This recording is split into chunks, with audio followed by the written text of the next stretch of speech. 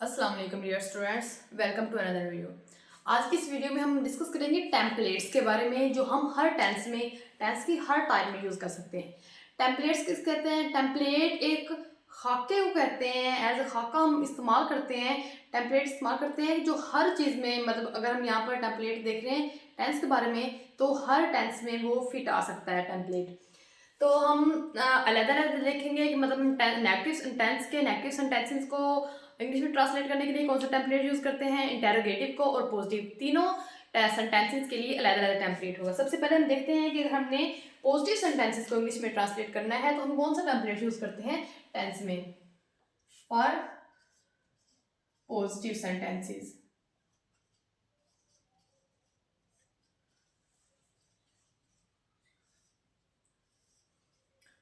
Positive sentences को English में translate करने के लिए जो हम टेम्पलेट यूज़ करते हैं उसमें सबसे पहले तो हम सब्जेक्ट लिखते हैं। मतलब ये टेम्पलेट हर टेंस में हम यूज़ कर सकते हैं। सबसे पहले सब्जेक्ट, उसके बाद हमने हेल्पिंग वर्ब ऐड करना है। अब हेल्पिंग वर्ब हर टेंस में, टेंस की हर शाख में, मतलब जो उसके नेक्स्ट टाइप्स हैं टेंस की, यानी कि अगर पास्ट टेंस है तो past indefinite tense, past perfect tense, past perfect continuous tense, past continuous tense, हर टेंस की हर टाइप में जो हेल्पिंग वर्ब होता है वो डिफरेंट यूज होता है। वो हमने याद करने होते हैं, लेकिन यहाँ पर हमने हेल्पिंग वर्ब ऐड करना है, वो टेंस के हिसाब से ऐड करना है जो उस टेंस में ऐड होता है। सब्जेक्ट, उसके बाद हम हेल्पिंग वर्ब यूज करते हैं, देन हम वर्ब यूज करते हैं। अब वर्ब की फॉर्म, यानी कि वर्ब की फॉर्म हम कौन सी यूज करेंगे, वो भी टेंस के हिसाब से यूज करेंगे, लेकिन यहाँ पर होनी वर्ब की फॉर्म ही यूज है। वर्ब्स फॉर्म चाहे फर्स्ट फॉर्म हो, सेकंड फॉर्म हो या थर्ड फॉर्म हो। देन लास्ट पर हम ऑब्जेक्ट लिखते हैं लास्ट पर। सबसे पहले सब्जेक्ट, उसके बाद हेल्पिंग वर्ब, उसके बाद वर्ब की कोई भी फॉर्म यानी कि वर्ब लिखते हैं, और लास्ट पर ऑब्जेक्ट।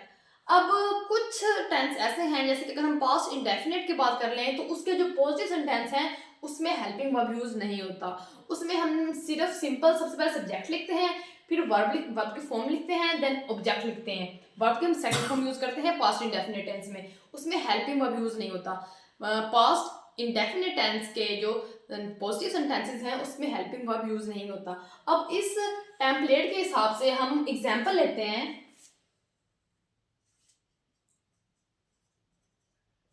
अगर हम एग्जांपल लें,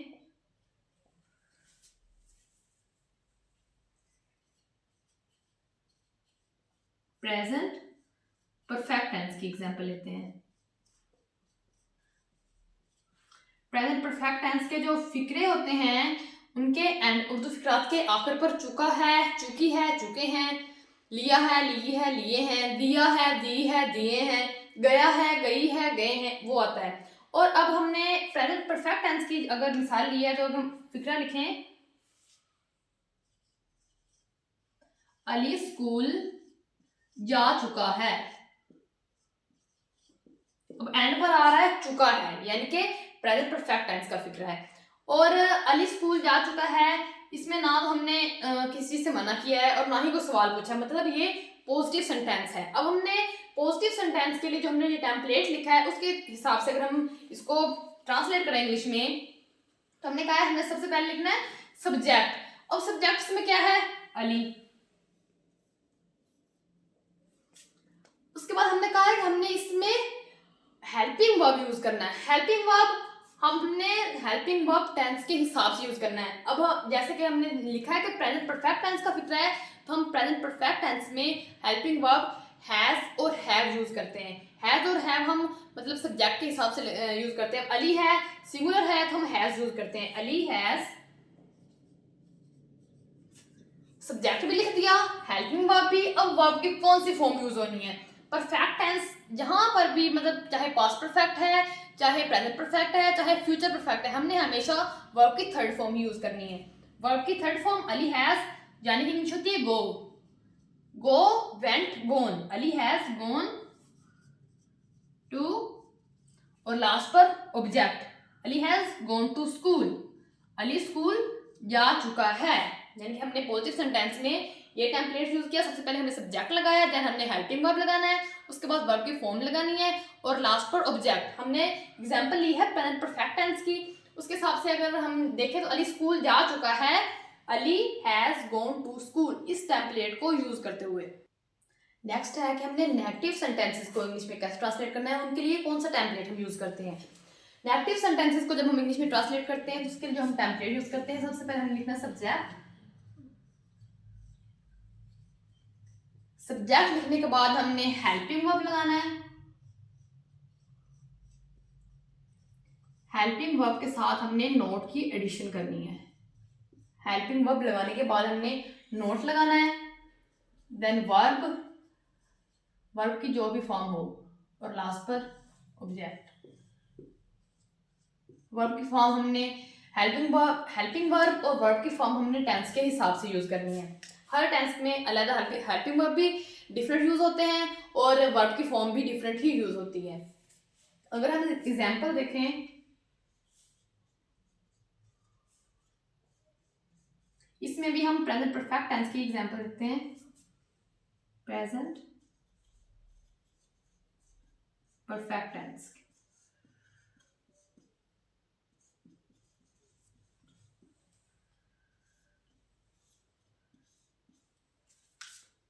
एग्जाम्पल है आमना खाना नहीं बना चुकी है।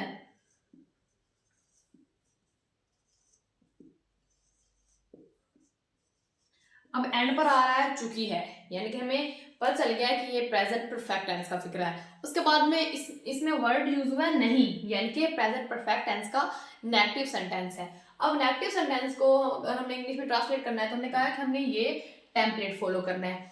इस टेम्पलेट के मुताबिक सबसे पहले हमें सब्जेक्ट लिखना है। सब्जेक्ट जैसे कि इसमें आमना है, आमना।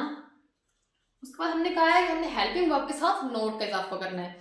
अब आमना है यानी कि सिंगुलर है, तो हेल्पिंग वर्ब हम इसमें यानी कि प्रेजेंट परफेक्ट टेंस में हम हेल्पिंग वर्ब हैज और हैव यूज करते हैं। तो सिंगुलर है इसलिए हमने आमना के साथ हैज यूज करना है। आमना हैज, हेल्पिंग वर्ब के साथ नॉट, आमना हैज नॉट।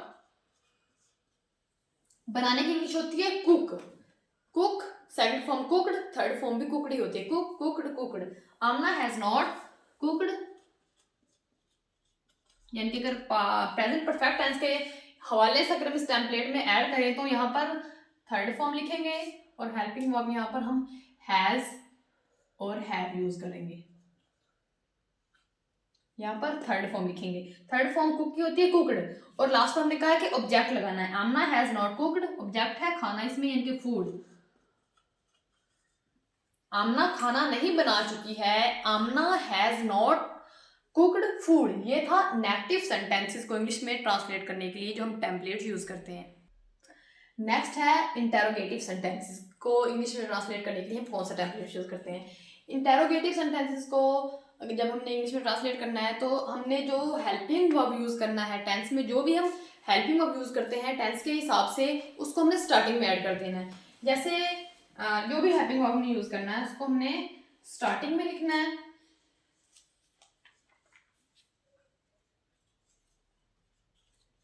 उसके बाद हमने सब्जेक्ट लगाना है।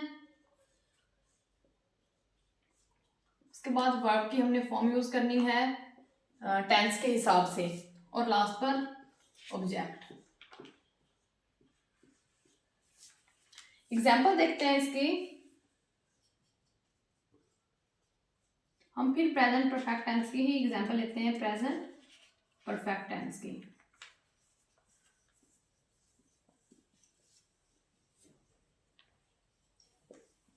अब हमने प्रेजेंट परफेक्ट टेंस का सवालिया यानी कि इंटेरोगेटिव सेंटेंस लेना है। जैसे क्या आमना आटा गूंथ चुकी है।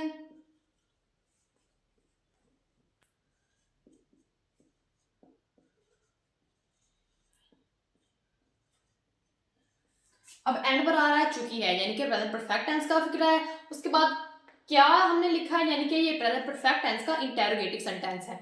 अब प्रेजेंट परफेक्ट टेंस का इंटेरोगेटिव यानी कि किसी भी टेंस का इंटेरोगेटिव सेंटेंस है, उसको अगर हमें इंग्लिश में ट्रांसलेट करना है तो हमने इस टेम्पलेट को फॉलो करना है। सबसे पहले हमने इसमें जो हेल्पिंग वर्ब इस टेंस में यूज हुआ है उसको स्टार्टिंग में लिखना है। हेल्पिंग वर्ब इसमें यूज हुआ है, आमना सिंगुलर है इसलिए हैज़ और हैव हम यूज़ करते हैं, जैसे कि मैंने पहले ही बताया कि प्रेजेंट परफेक्ट टेंस में हम हैज़ और हैव हेल्पिंग वर्ब यूज़ करते हैं, हैज़ या फिर हैव। अब हैज़ और हैव हम सब्जेक्ट के हिसाब से यूज़ करते हैं। सब्जेक्ट हमारा आमना यानी कि सिंगुलर है, इसलिए हमने हैज़ लगाया है। हेल्पिंग वर्ब लगाने के बाद हमें सब्जेक्ट लिखना है। सब्जेक्ट आमना है, हैज़ आमना वर्ब की फॉर्म। अब वर्ब की हमने इसमें थर्ड फॉर्म ही यूज करनी है। वर्ब की थर्ड फॉर्म यूज करनी है आटा गूंदना। फर्स्ट फॉर्म होती है आटा गूंदने की, नीड द डो। अब हमने इसमें थर्ड फॉर्म यूज करनी है क्योंकि हम प्रेजेंट परफेक्ट टेंस की बात कर रहे हैं, यानी कि हमने यहाँ पर थर्ड फॉर्म यूज करनी है। और आटा गूंदने की क्योंकि हमें पता है कि फर्स्ट फॉर्म होती है need the do, third form होती है need the do. Has Amna needed,